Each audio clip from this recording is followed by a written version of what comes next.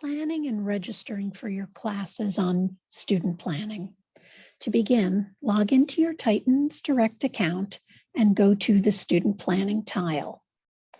Here, you'll have two choices, and we're going to visit both today in this video. You're going to either go to view your progress, or you're going to plan your degree and register for classes. We're going to go here first to the view your progress. So here you will see the major that you've selected and all of the classes that are associated with this particular major. Pay close attention if you need any developmental work, that it won't specifically give you what course you need. This is where you'll have to go to placement information on the tile before. There's a video on this series. But if we look down here, we'll see the classes that are required for the degree. And in certain cases, we'll see that they'll give a specific amount of credits and then some notes on the course and courses that are needed, and then give you some choices. This may appear a little daunting, and if it does, you're going to go to student planning right on top of the page, and then go to the curriculum check sheet link. Here, you can go to the most current semester if you're a new student, and then click on the select your major and pick on your particular major, in my case, the liberal arts major. So here we have now a page that we can print out that has all the courses that are really just exactly what are on progress, but there's some notes and there's a little bit more information here laid out for you, telling you all the credits that you need for a specific degree. On the back page of each check sheet, you'll see a semester by semester breakdown. Now note that this does not include any developmental education courses you may need. So if I was printing this out and I wanted to take a couple of classes, let's say I'm aiming here for the first semester classes. Now you may have to jump around if classes are closed. But in this case, I'm going to aim for a humanities elective. And also, I can't take English Composition 1s. I know I need a developmental English class called English 022 because I checked my placement information on that. And so those are the two classes I'm going to do for this particular video. So I mentioned general education.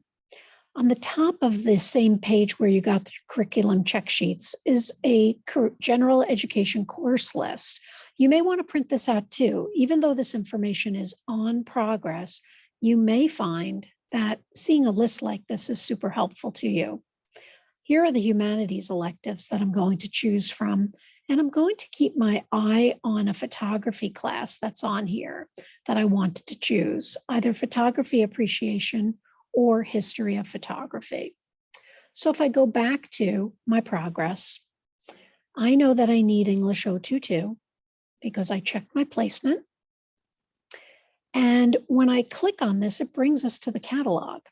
Here, I'm not going to just add the course to the plan, because all that will do is add this particular course name to my plan. I want to actually choose a section of a course. And I'm aiming to take this in the summer. So I'm noticing that this is the early 7 week. It's already past this date. I'm not registering for that, even though there's a seat there. I'm going to scroll down. Here's a late 7 week. Now this doesn't start until March 21st. There's 5 people waitlisted. I'm not going to join the wait list on that.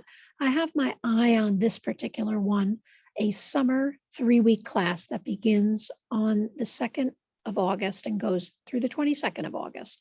It meets Monday, Tuesday, Wednesday, Thursday, 8:20 to 10 a.m. on the main campus.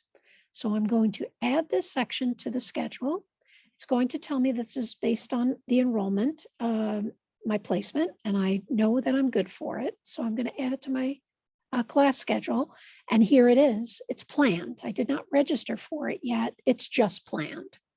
If I go back to the progress piece, I'm going to now choose a humanities elective. So I could go down all the way through the audit, which I may have to if I'm just starting. The audit will require me to kind of scroll through. So these are all the courses that were on that page that I just showed you.